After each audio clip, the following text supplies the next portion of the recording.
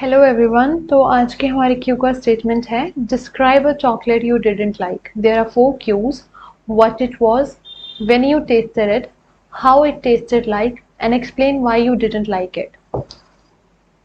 So here is the sample answer. Let's read the introduction.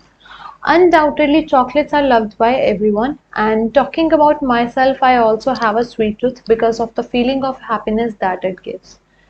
Even in my childhood, I have resolved many fights just by exchanging chocolates, and still, whenever I think that nothing seems to be going my way, chocolates help me to make me feel better.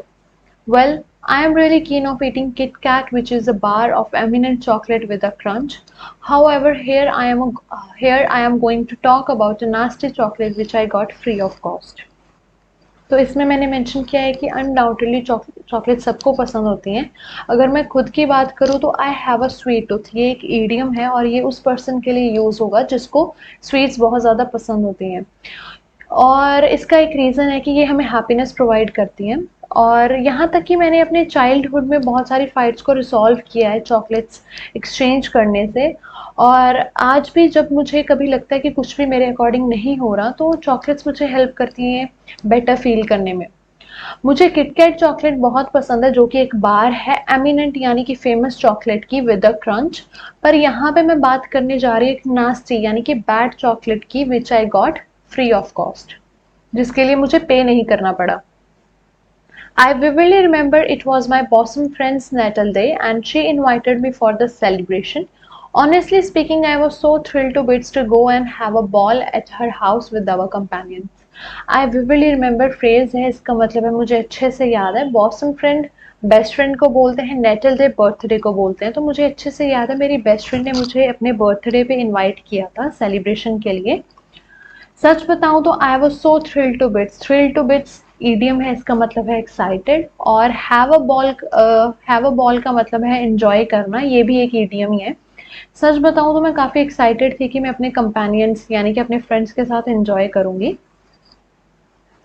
However, there was one thing which was bothering me, that what should I give her as a gift, which is why I went to the mall, which is located stone's throw away from my house. I wanted to give something conducive and special to her. So I saw a packing of beautiful bag with small handy kit full of stationery items. It was in my budget. So I went to the cash counter and according to the offer I got one spicy chocolate free of cost. तो इसमें मैंने mention किया है कि एक चीज़ मुझे परेशान कर रही थी और वो ये थी कि मैं अपनी फ्रेंड को गिफ्ट क्या दूंगी। तो मैं एक मॉल गई जो कि स्टोन्स थ्रो अवे है मेरे घर से। स्टोन्स थ्रो अवे का मतलब होता है नियर बाय। तो मैं उसे कुछ कंड्यूसिव यानी कि कुछ हेल्पफुल और स्पेशल देना चाहती थी। तो मैंने वहाँ पे एक ब्यूटीफुल बैग की पैकिंग देखी जिसके साथ एक छोटी सी किट थी जिसमें बहुत सारी स्टेशनरी आइटम्स थी। ये मेरे बजट में था तो मैं कैश काउंटर पे गई और ऑफर के हिसाब से मुझे इसके साथ एक स्पाइसी चॉकलेट मिली free of cost. I saw this kind of chocolate for the very first time in my life. After coming back home, I decided to give this chocolate to my dear friend, but at the same time, I was quite curious to check its taste.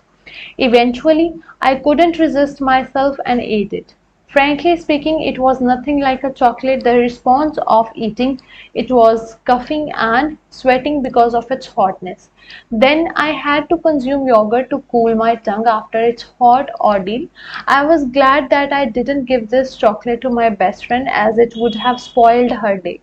So, all in all, this was all about a chocolate that I didn't like at all.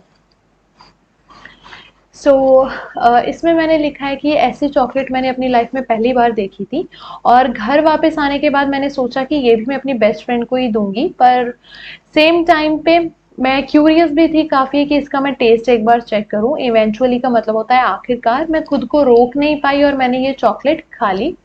सच बताऊं तो ये chocolate जैसी थी नहीं और इसको खाने के बाद मुझे बहुत ज़्यादा खांसी आनी स्टार्ट हो गई, स्वेट आना स्टार्ट हो गया क्योंकि ये बहुत ज़्यादा तीखी थी। हॉट ऑर्डिल का मतलब होता है बैड और अनप्लेजेंट एक्सपीरियंस। और इस अनप्लेजेंट एक्सपीरियंस के बाद मुझे अपनी टंग को कूल करने के लिए योगर्ट यानी कि दही भी कंज्यूम करना पड़ा।